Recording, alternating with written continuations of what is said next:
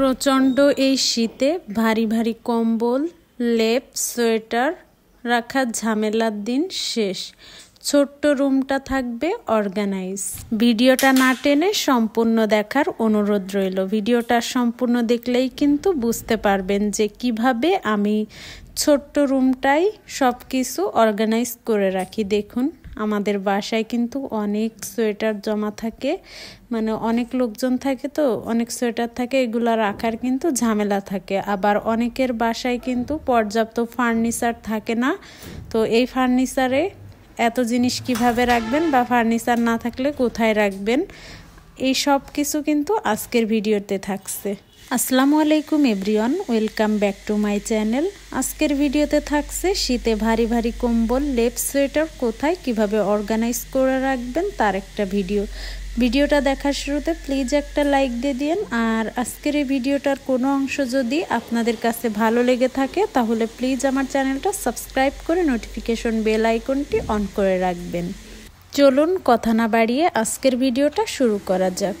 সকালে উঠেই বেডটা ঠিক করে নিব, কারণ সকালে উঠে যদি সব কাজ করা হয় তাহলে সারাদিন কিন্তু রিল্যাক্সে কাটানো যায়। আর যদি অনেক কাজ থাকে, রুমের দিকটা যদি সকালে এভাবে গুছিয়ে রাখেন তাহলে কিন্তু রুমের সব কাজ কিন্তু ইজি মনে হবে। কারণ এই যে সকালবেলা উঠে সব কাজ করে রাখছি।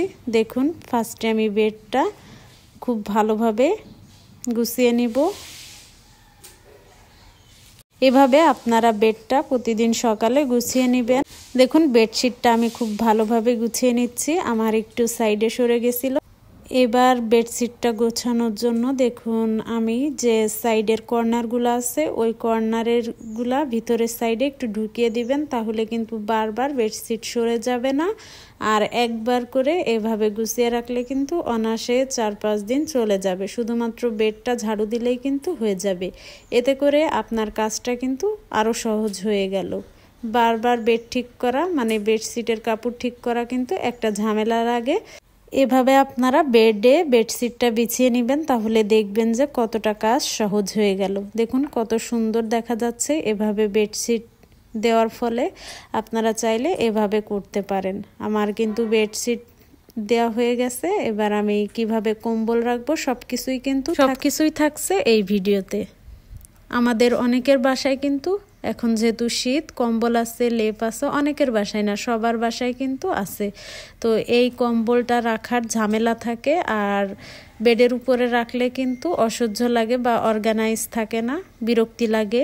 আবার বাচ্চারা থাকে, সেজন্য কিন্তু ঝামেলা হয়। তো আমি কম্বল কিভাবে রাখি দেখুন। এভাবে রাখলে কিন্তু ছোট্ট রুমটা অর্গানাইজ থাকবে আর খুব সুন্দর লাগবে।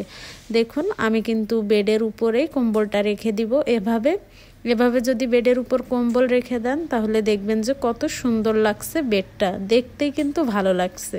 দেখুন, কম্বলটা কিন্তু আমি এভাবেই বিছিয়ে রাখবো। আর অনেকের বাসায় বাচ্চা আছে, তো এইভাবে রাখা কিন্তু সম্ভব না বা ময়লা হয়ে যাবে, এর একটা ভয় পান। তো যাদের বাসায় বাচ্চা আছে তারা কম্বলটা কিভাবে রাখবেন দেখুন। এইখানে কম্বলটা খুব ভালোভাবে ভাঁজ করে নিয়ে বেডের কাছেই রেখে দিবেন, এতে করে কিন্তু সুন্দর লাগবে। আর বাচ্চারা অনেক সময় অনেক কিছু করে, তো কম্বলটা কিন্তু ময়লা হবে না, আর এভাবে রাখলে সুন্দর লাগবে, ভালো লাগবে দেখে। আর বাচ্চারা কিন্তু কোনো নষ্টও করবে না, এতে করে আপনার কাজটা কিন্তু আরও সহজ হয়ে গেল। দেখুন, আমি এভাবে ভাঁজ করে বেডের এক সাইডে রেখে দিব। দেখুন, মনে হচ্ছে যে বালিশের সাথে আরেকটা বালিশ রাখছি। দেখলেন তো কম্বল কিভাবে রাখলাম। আমি আপনাদেরকে লেপ, সোয়েটার সব কিছুই কিন্তু দেখাবো। ভিডিওটা ফুল ওয়াচ করুন, দেখতে পারবেন। আমার আরও কয়টা রুম আছে, এই রুমে আমি সব কিছুই দেখাবো। এই রুমটা আগে সব কিছু ক্লিন করে নিয়ে তারপর অন্য রুমে যাচ্ছি। দেখুন, এখানে ড্রেসিং টেবিলে ময়লা জমছে। প্রতিদিন সকালে যদি ফার্নিচার ক্লিন করে রাখা যায় তাহলে কিন্তু অল্প পরিশ্রমেই খুব ভালো থাকবে ফার্নিচার, আর সারাদিনের ক্লান্তিও কিন্তু দূর হয়ে যাবে। আর যদি এই ফার্নিচার প্রতিদিন ক্লিন না করেন তাহলে কিন্তু ময়লা জমে নষ্ট হয়ে যাবে। তো প্রতিদিনের কাজ প্রতিদিন করে নেওয়াই ভালো। দেখুন, সব কিছু কিন্তু আমি ক্লিন করে নিচ্ছি। যারা স্মার্ট গৃহিণী হতে চান তারাই কিন্তু বুঝতে পারবেন যে কাজটা কত সহজ হয়েছে। আর স্মার্ট গৃহিণী কে না হতে চায় বলুন। বাংলাদেশে স্মার্ট গৃহিণী তো সবাই হতে চায়। তো জিনিস না থাকলেও কিন্তু স্মার্ট গৃহিণী হওয়া যায়। স্মার্ট গৃহিণী হওয়ার জন্য যে দামি দামি জিনিস লাগবে এমন কিছু না, শুধুমাত্র কয়েকটা জিনিস থাকলে হবে, সেটা হচ্ছে মেধা, পরিশ্রম। এই দুইটা জিনিস থাকলে কিন্তু আপনিও চাইলে স্মার্ট গৃহিণী হতে পারেন। দেখুন সব কিছু কিন্তু আমার ক্লিন করে নেওয়া হয়ে গেছে। এইবার আমি আপনাদেরকে দেখাবো সোয়েটার, তারপর ছোট ছোট কাপড়। যাই হোক না কেন, এই সব কাপড়ের জন্য কিন্তু রুমটা অগোছালো থাকে আর ভালো লাগে না দেখতে। তো যাদের বাসায় ফার্নিচার নাই তারা এই যে পুরানো যে বেডশিট আছে, এই বেডশিটটা কিন্তু একদমই কাজে লাগে না। তো আমি এইখানে একটা ঝুড়ি ছিল, তো এই ঝুড়ি আর একটা ব্যাগ ছিল, এই ব্যাগেই আমি আপনাদেরকে রেখে দেখাচ্ছি। শুধুমাত্র যাদের বাসায় ফার্নিচার নাই তাদের জন্যই এই কাজটা। অনেকের বাসায় এখন ফার্নিচার আছে, তো এই বিষয়টা স্কিপ করতে পারেন। আমি ফার্নিচারে রেখেও দেখাবো, মানে ওয়ার্ড্রপে রেখেও দেখাবো আপনাদেরকে। আপনাদের কাছে যেটা সুবিধার মনে হয় সেটা রাখতে পারেন। দেখুন এইখানে যে ভারী ভারী সোয়েটার ছিল সব কিছুই কিন্তু এখানে ধরে যাবে। দেখুন আমি সবগুলাই কিন্তু এইখানে রাখছি, আর এইখানে রাখলে কিন্তু একদমই ভালো থাকবে, কোনো রকম কোনো ময়লা থাকবে না। দেখুন, আর ছোট্ট রুমটা অগোছালো থেকে খুব ভালোভাবেই কিন্তু থাকবে এভাবে রাখলে। কেউ বুঝতেও পারবে না যে এর ভিতরে কি আছে। তো আপনারা চাইলে এভাবে একবার ট্রাই করে দেখতে পারেন। অনেকের বাসায় ফার্নিচার না থাকার কারণে কিন্তু ছোট্ট রুমটা অগোছালো হয়ে থাকে, তো তাদের জন্য ছোট্ট এই টিপসটা। এইখানে সব সোয়েটার কিন্তু আমি রাখি। এবার দেখুন বেডশিট দিয়ে খুব ভালোভাবে এভাবে রেখে দিব, কেউ বুঝতেও পারবে না যে এর ভিতরে কি আছে। আর যে টুকরা কাপড়গুলা মানে বোরকা আছে, ওড়না আছে, এইগুলা আপনারা চাইলে এরকম ছোট্ট ব্যাগে রেখে ওয়ার্ড্রপের পাশে রেখে দিতে পারেন। যে ওয়ার্ড্রপের পাল্লা আছে বা আলমারির যে পাল্লা আছে, পাল্লাগুলাতে রেখে দিতে পারেন। তাহলে দেখবেন যে অল্প জায়গায় কিন্তু অনেক কাপড় ধরে যাবে। দেখুন এবার আমি আপনাদেরকে দেখাচ্ছি সোয়েটার অন্যভাবেও রাখা যায়, যেগুলো প্রতিদিন ইউজ করা হয়, সেই সোয়েটারগুলো কিভাবে রাখবেন। দেখুন আমি এইখানে রেখে দিচ্ছি, এইখানে রাখলেও কিন্তু রুমটা সুন্দর লাগবে। তো সোয়েটারগুলো এভাবেই আমি রেখে দিব। আপনারা চাইলে ওয়ার্ড্রপের ভিতরে রাখতে পারেন, তবে এইগুলা যেহেতু প্রতিদিনের ব্যবহৃত, তো এইগুলা এভাবে আমি রাখবো। ইচ্ছা করলে কিন্তু সবগুলোই রাখা সম্ভব হবে, তবে আমি কিন্তু সবগুলা রাখবো না, বাকিগুলা আমি ওয়ার্ড্রপে রেখে দিব।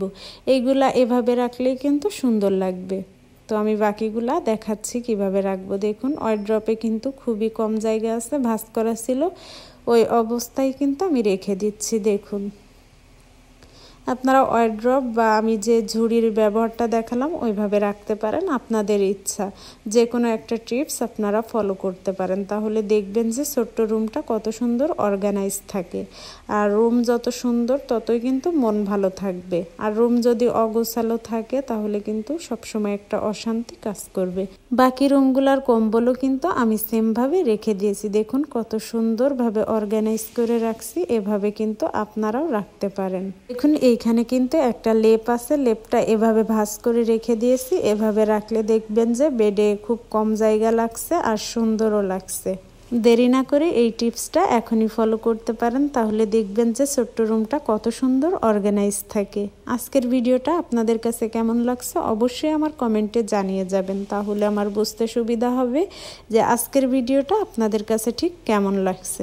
দেখুন কতটা সুন্দর লাগছে, সবগুলা রুমেই কিন্তু সেমভাবে করে নিয়েছি।